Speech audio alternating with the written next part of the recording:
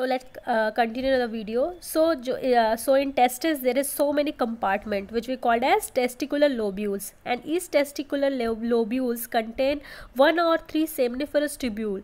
And now you will see this seminiferous tubule. अब आप यहाँ पे देखेंगे कि ये जो सेमनिफरस ट्यूब्यूल है, क्योंकि इनके अंदर मेल जर्म सेल और सर्टोली सेल प्रेजेंट है, तो जो स्पर्म की फॉर्मेशन का प्रोसेस है it will take place inside the seminiferous tubule, right. मतलब जो स्पर्म सेल है, सेल का एजुकुलेशन के लिए यानी मेल रिप्रोडक्टिव स्ट्रक्चर है, यहीं पे पेनिस एक्सटर्नल जेनिटेलिया वहाँ से बाहर निकालने के लिए इनको क्या सेमनिफरस ट्यूब्यूल से क्या करना पड़ेगा, बाहर आना पड़ेगा। तो जिस टाइम स्पर्म की फॉर्मेशन हो जाती है उसके बाद जो स्पर्म ट्रैवल करेगा, जहाँ पे आपका एक स्ट्रक्चर देखा जा रहा है, जैसे कि आपके बुक में स्ट्रक्चर देख रहे हैं, सबसे पहला जो है वो आपका रेटे टेस्टिस है। क्या है? रेटे टेस्टिस। आप डायग्राम में भी देख पा रहे हैं, ये है आपका रेटे टेस्टिस।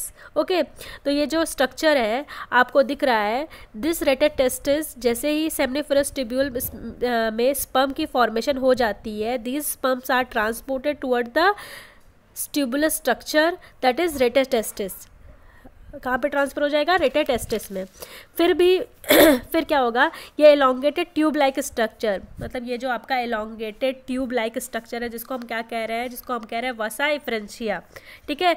यहाँ से होते हुए यानी कि जितना भी स्पर्म है रेटे टेस्टिस से होते हुए, मतलब जो जितना भी स्पर्म है वो रेटे टेस्टिस से होते हुए वो वसा एफरेंशिया तक जाता है, और from there they reach to the epididymis, okay, where they reach epididymisis, okay, here. And आपको याद रखना है कि epididymis is present in the posterior to the testicles. It is present in the posterior to the testicles. So जो epididymis है वो एक ऐसा स्ट्रक्चर है जहाँ पर स्पर्म आएगा वसा एफरेंशिया से होते हुए, and the sperm are stored here, ठीक है, for 18 to 24 hours. How many times? 18 to 24 hours. And it is also give the physiological maturity to the sperm. That's why it is stored in the epididymis for 18 to 24 hours. And then they reaches to the vas deferens. And vas deferens is a tubular structure, a loop-like structure. Vas deferens is a tubular structure or a loop-like structure. Okay, see it in your diagram. It is the tubular or loop-like structure which loops over, यानी कि देखिए वो जो overlap करते हुए यहाँ पे पूरा स्ट्रक्चर है, मतलब जो आपका पूरा ओवरलैप करता है वो पूरा स्ट्रक्चर था जिसको आप यूरिनरी ब्लैडर कह रहे थे। क्या कह रहे थे? यूरिनरी ब्लैडर बोलते थे, ठीक है। यहाँ पर पूरी क्या होती है, यूरिन जहाँ पे स्टोर की जाती है, यूरिनरी ब्लैडर में पूरी यूरिन स्टोर की जाती है। ये जो ट्यूब लाइक स्ट्रक्चर है यानी कि जो वास डिफरेंसिया है, it loops over the urinary bladder, and this is the vas deferens. This is the vas deferens जो स्पर्म को कंडक्ट करते हुए कहाँ तक लाती है? यूरेथ्रा तक, ठीक है। And the urethra is the opening from where the both the sperm and the urine are released outside of the body. So urethra is this is the urethra, this is the opening from where urine and sperm both are released out from the body. So urethra से होते हुए external genitalia में एक opening present होगी जिसको urethral meatus कहेंगे। क्या कहेंगे? यूरेथ्रल मीटस कहा जाता है, ठीक है। साथ ही साथ आपको याद रखना है कि सम ग्लैंड्स आर प्रेजेंट, ठीक है। अभी आपको नेक्स्ट पेज ओपन करना पड़ेगा।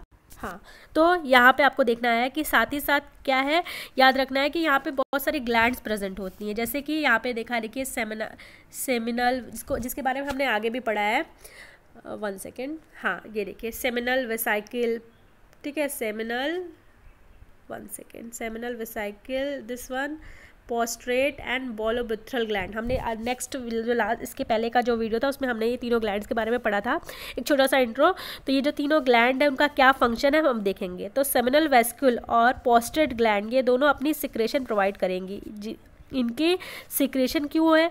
स्पर्म को मोटिलिटी प्रोवाइड करने के लिए। ये क्या कर रही है? ये स्पर्म को मोटिलिटी प्रोवाइड करने के लिए है, उनके अंदर जो फर्टिलाइजेशन की कैपेसिटी है उनको इंक्रीज करने के लिए, साथ ही साथ उनके अंदर जो प्रॉपर लोकोमोशन की स्पीड है सिक्रेशन की, वो कौन दोनों ग्लैंड देखती हैं? वो आपकी सेमिनल वेसिकल और पोस्ट्रेट ग्लैंड, ये दोनों देखती हैं। नेक्स्ट जो आपकी बोलोब्यूथरल ग्लैंड है, बोल्बोयूथरल ग्लैंड, उसका यूज़ क्या है? इट प्रोवाइड, मतलब इसका मेन फंक्शन क्या है? It provide the mucus producing, मतलब it is a mucus producing gland, जो क्या करती हैं?